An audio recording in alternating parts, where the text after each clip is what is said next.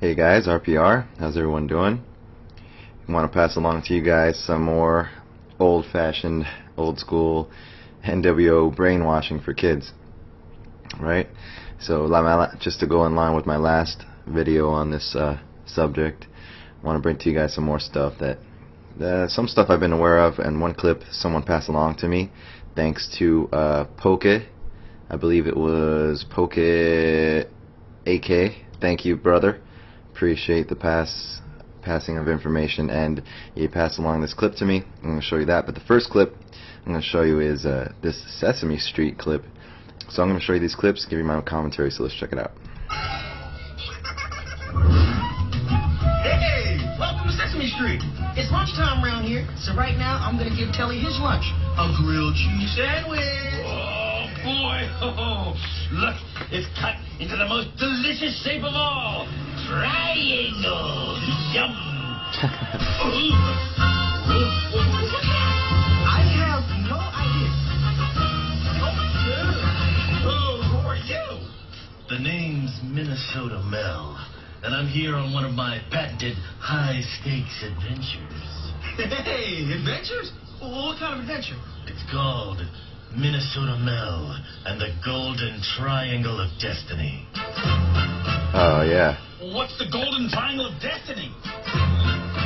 The Golden Triangle of Destiny just happens to be the rarest, most beautiful triangle in the whole wide world. No! Yes! In fact, the Golden Triangle of Destiny is a shape so rare that only one person has ever even laid eyes on it. Oh, boy. I wish I could see it. Actually, the one person who laid eyes on it brought a camera. So, behold, the Golden Triangle of Destiny. Yeah. Look at those three golden sides. 1, 2, 3. Hey, and check out those three blinged out angles. 1, 2, 3. That's the most beautiful triangle I've ever seen. 3, Trinity. You bet it is, kid. That's why I won't rest until I find the Golden Triangle of Destiny. Look at the... Okay. Alright, well, yeah, that's, I've actually had that clip for a long time. Save that. You know, all of this conditioning, like I said, goes way back. I mean, just decades and decades. It didn't sound like it just started up, you know, in the last 10 years or even 20 years. It goes way back. You know, many people will give the excuse, many who are unaware, you know, they're doing it for publicity. That's why it's so blatant now, and you know, that's just completely illogical, because the fact is that they've been doing this since day one. It wasn't about publicity then. It was very subtle. So you can't say it was for publicity back then. And of course, during the time of this Sesame Street episode, I mean, you just can't give that excuse. You can't make that argument. It doesn't work. So the real reason, of course, is why it's more and more blatant, and right now we're at an all-time high, is because we are very, very close to the New World Order, of course. So it's going to become more and more blatant, and that's why it's pretty much mainstream now. So, all right, if you thought that was crazy, wait till you see this clip: The Adventures of Pete and Pete. It's an old Nickelodeon show, aired from '93 to '96. Okay, and yeah, I never saw this show. I used to watch a show called Are You Afraid of the Dark and some other Nickelodeon shows, but don't remember this. It is within my timeline of viewing this network, but nonetheless, I was passed along this information, and I watched the episode, and it is pretty crazy. The symbolism, the predictive programming, and just I mean, it'll blow you away. Okay, so let's take a look at this clip here. It's from season 1, episode 3, called Nightcrawlers. Fitting name, I think. The elite are like Nightcrawlers, right? Sneaky bastards of the dark. So let's take a look, see what we got. Every night, when you're sound asleep, something strange happens. Skull and Bones, death. Not only do your eyeballs keep moving, even though your eyes are closed, but the world keeps moving too. Somewhere, far away, kids you'll never meet are climbing trees, riding bikes, from melting garter snakes while you're fast asleep. Maybe that's what bugs my brother Pete. While he's stuck in bed, the world keeps going on. Without him, it's as if millions of kids got a head start in a race, and Pete never had a chance to catch up. Oh! Whoa, there's your first catch. One eye pops out right at you. There you go. Oh, and we don't have to wait long for the next one. What is that, guys? 9/11. Right there on the clock, right after the one eye symbol. So, this is just the tip of the iceberg. It gets crazier, so let's keep going. It was exactly the way our mom wanted to keep it. That's why every night at precisely 9 o'clock,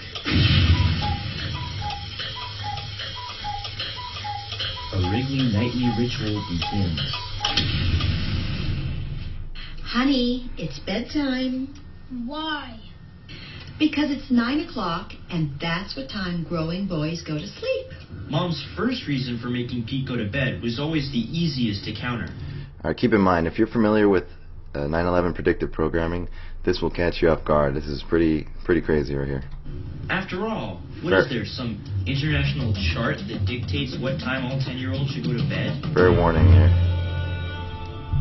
But why 9 o'clock? Why not 9/11?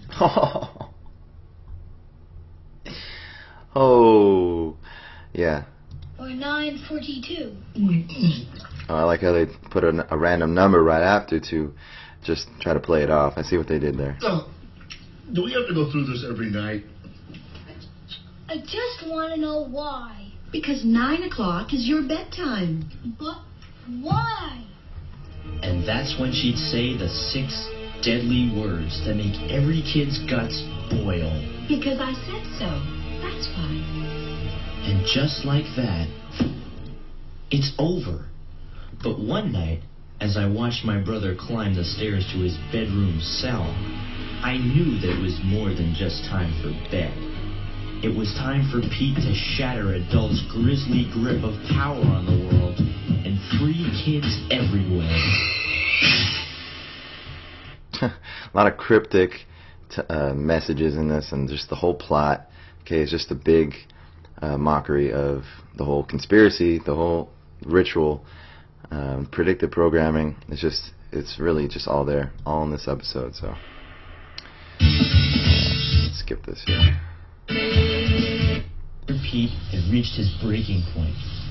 The injustice of bedtime was no longer acceptable to him. Pete was convinced that the bedtime rule was part of the international adult conspiracy, which operated in secret and kept adults in control. Oh, I tell you what I do, Nancy. I buy the 2%, and I tell them it's whole milk. They never know the difference. Hey, what they don't know can't hurt them. And even though Pete discovered why his cereal tastes like sludge, the bedtime rule remained a mystery. One more 9 o'clock bedtime, and Pete would have imploded. He needed a scheme, and he needed it fast. And Pete being Pete, he knew just where to look. He unleashed his plot on an unsuspecting world the very next night. Unleashed his plot on an unsuspecting world. During a game of flashlight tag in our backyard.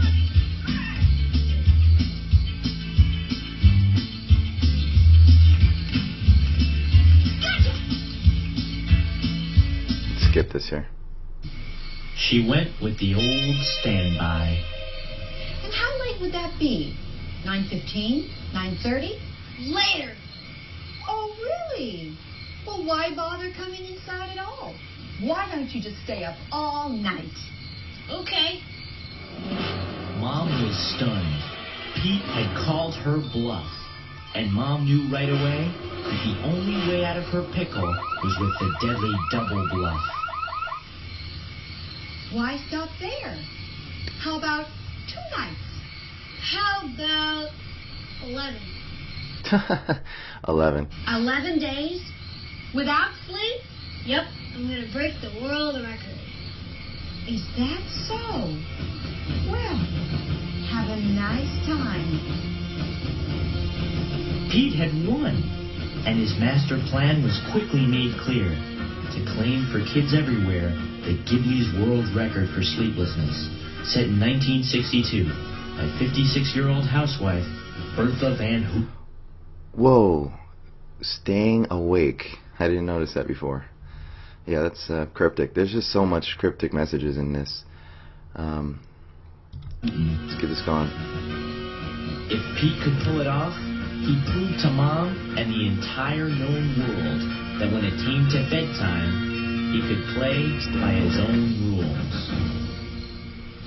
Pete's friends were so inspired by the idea of staying up 11 days past their bedtime that they too decided to go for the record. But what none of them realized... Okay, that's pretty much it. Right there, 11. 11 is so significant, of course, because in numerology, 11 is the master number. It represents the towers, and which, of course, represents the pillars, the two pillars of Freemasonry. Okay? See?